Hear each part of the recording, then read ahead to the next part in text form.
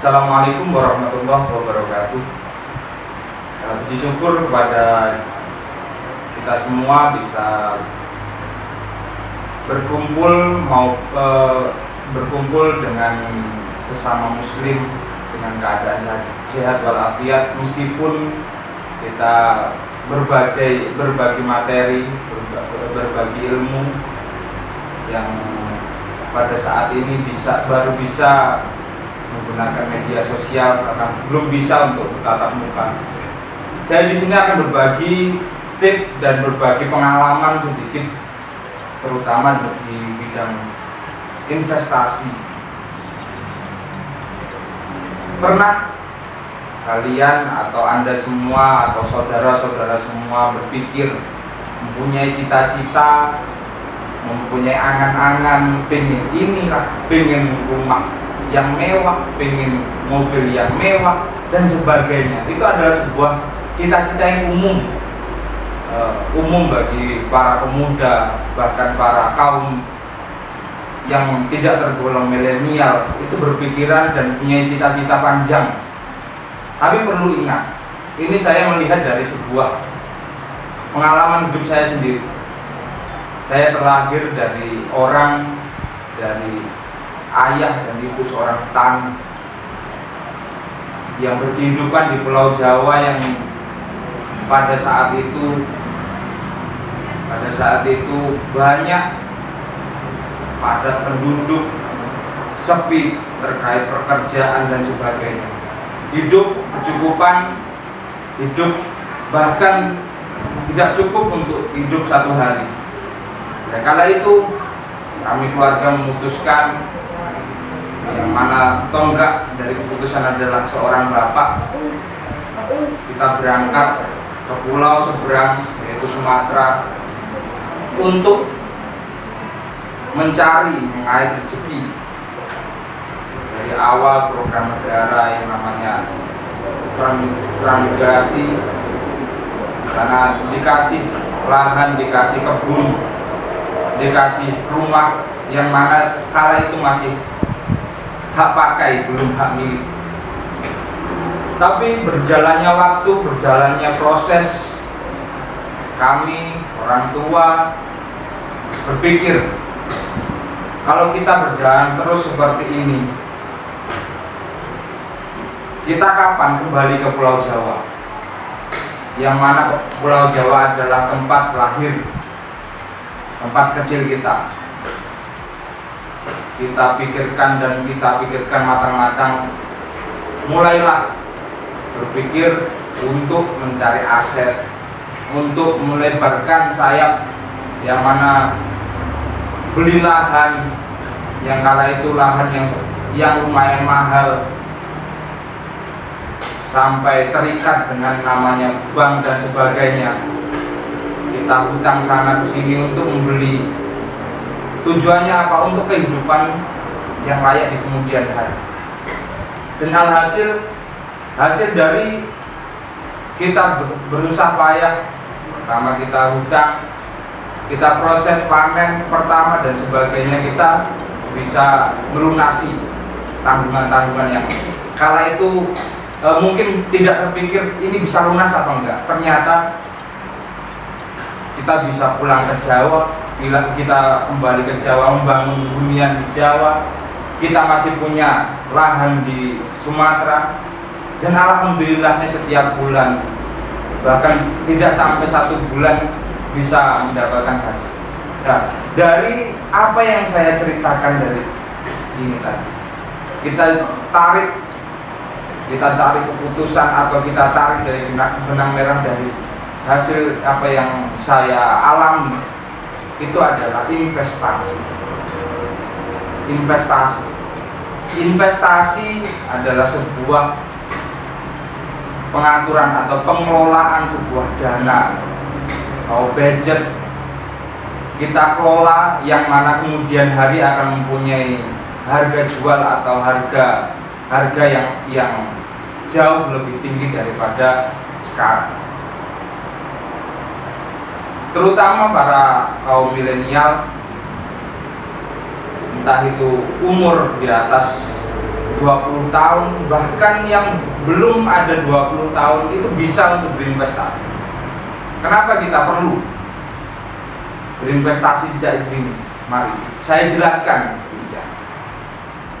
Saya akan menjelaskan kepada para kaum milenial alasan kenapa kita harus investasi sejak dini. Sedini mungkin kita harus bisa investasi.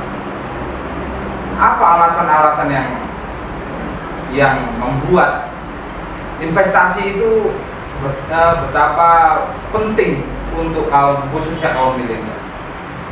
Yang pertama adalah untuk membuat masa tua semakin bahagia.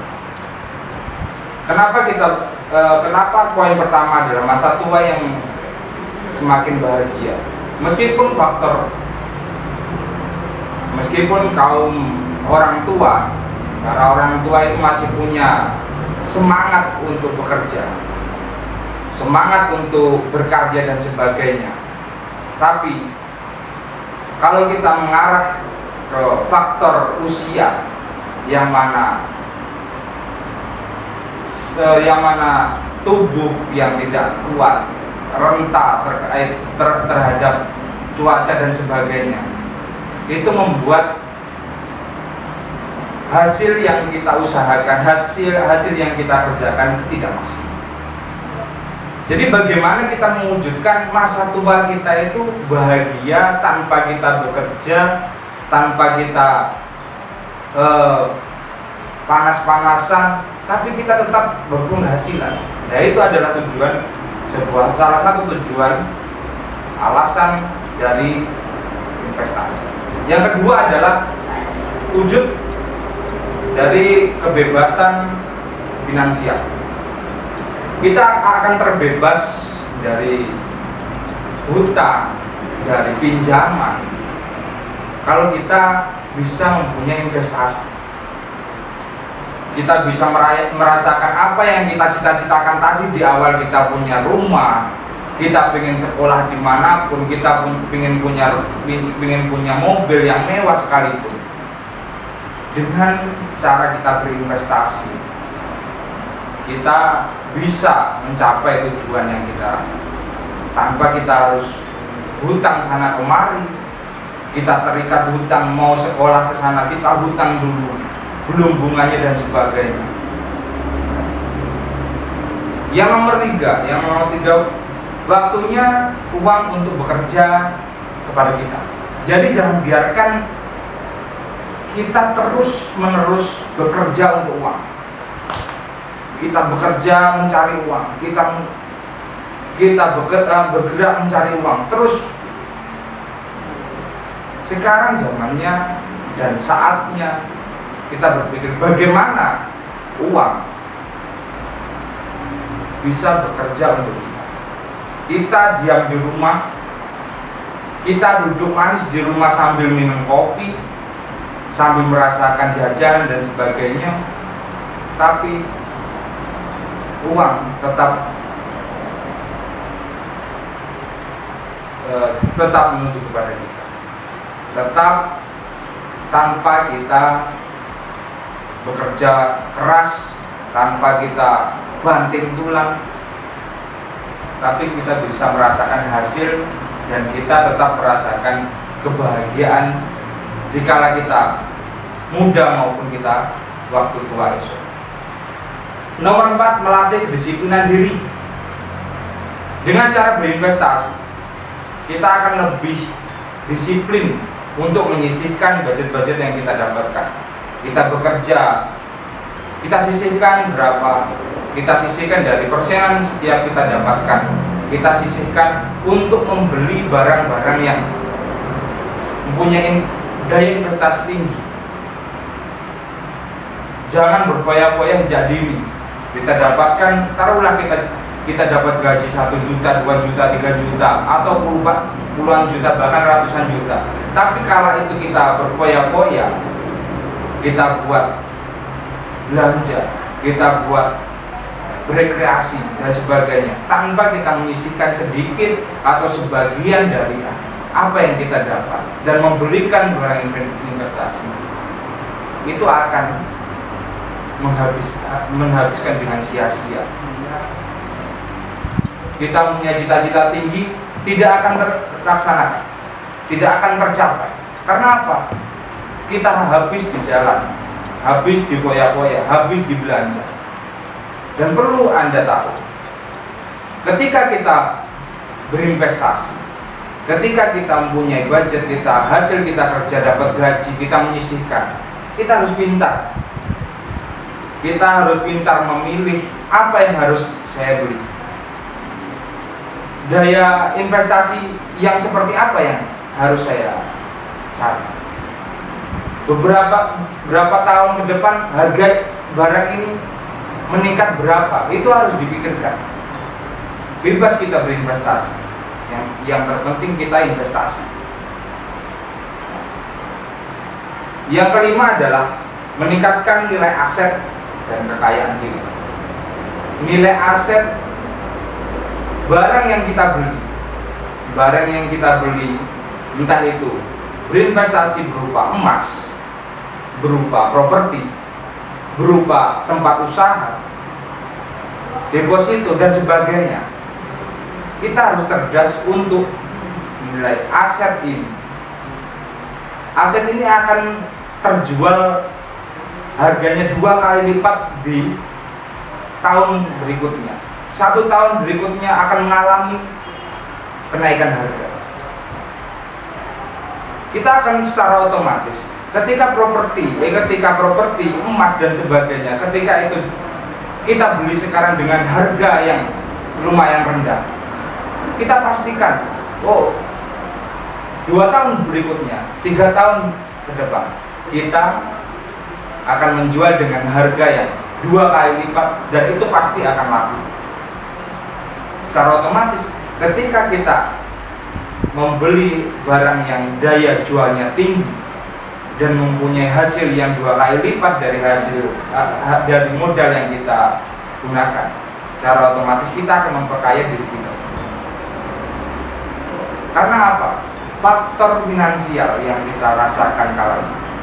Kita kembali ke zaman mungkin tahun 90-an, yang mana harga 1 bungkus permen itu harga 50 perak, tidak sampai 100 rupiah, 50 perak.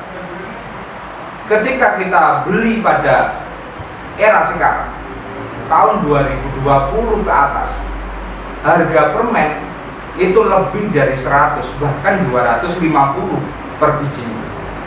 Nah, jadi ketika kita menyisihkan barang atau menyisihkan uang kita di tahun 90-an, kita sisihkan, kita tabung berupa uang, bukan berupa aset, bukan berupa emas, bukan berupa properti, bidang usaha ataupun apapun itu, kita akan mengalami kerugian yang sangat besar, di mana sifat barang, harga barang semakin tinggi, tapi harga jual uang, harga uang semakin rendah. Jangan sampai hal tersebut terjadi pada kita semua. Apa solusi dari adanya inflasi? Hal yang seperti yang saya jelaskan tadi itu adalah inflasi, yang mana harga jual barang semakin lama, semakin tahun akan semakin tinggi, tapi harga uang kita semakin rendah. Itu namanya inflasi. Apa solusi mengatasi inflasi? Yaitu adalah investasi. Tidak ada lain, adalah investasi. Yang terakhir, investasi. Kita harus berpikir, ketika kita mau berinvestasi emas misalnya, emas tidak mau kita harus bertahap dari 1 gram sampai 2 gram sampai 1 kilo emas murni. Kita mendapatkan emas murni pun sulit, tidak mudah seperti halnya investasi yang lain. Meskipun kalau emas itu ya sudah berupa cincin, berupa gelang dan sebagainya. Atau kita berinvestasi usaha, kita buat usaha, kita buat kos, kita buat rumah kos, atau kita buat rumah kita sewakan, itu sebuah salah satu investasi. Dengan cara disewakan dengan orang, kita tanpa kita terjun ke lokasinya, kita sudah mendapatkan hasil. Tapi kita perlu pengalaman sangat tinggi. Bagaimana cara bisnis, bagaimana cara kita usaha, itu belajar lagi. Itu juga sulit. Lalu yang seperti apa? Saya beri saran kepada Anda semua. Kita investasi di properti. Karena apa? Investasi di properti, kita sudah langsung transaksi kepada perusahaan, kita langsung minta penjelasan, kita dijelaskan dengan rinci skemanya seperti apa, kita butuh tanah atau kita butuh bangunan, yang mana harga tanah di Indonesia itu semakin tahun, semakin hari itu akan mengalami kenaikan. Itu sangat menjanjikan sekali kalau kita mau berinvestasi properti. Saya sarankan, berinvestasilah melalui PT Azwa Project Management, yang mana sudah terbukti proyek-proyeknya ada di mana-mana, khususnya di Karawaci dan Madiun. Anda mau cari tanah, atau mau bidang usaha berupa ruko, atau mau pingin rumah di wilayah perumahan, ada di Ponorogo, ada di Madiun, di kota Madiun, di Kabupaten Madiun, Kabupaten Magetan, dan proyek-proyek yang lain. Yang mana skema yang ditawarkan kepada kita itu sangat mudah sekali.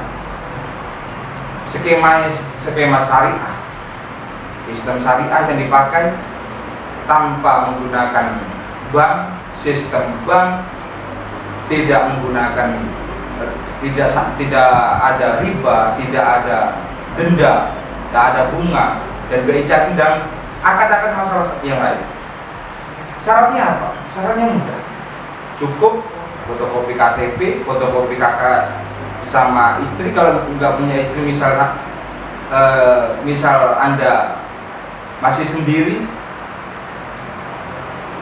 kakak keluarga, KTP Anda pribadi, itu cukup. Nanti seterusnya akan didampingi oleh marketing Azwa Project Management. Di Azwa Project Management akan menawarkan dan akan mendampingi Anda sampai Anda mendapatkan apa yang Anda inginkan. Itu dari saya. Jadi berinvestasilah sejak dini untuk kehidupan di masa tua yang lebih layak kemudian hari. Jangan sampai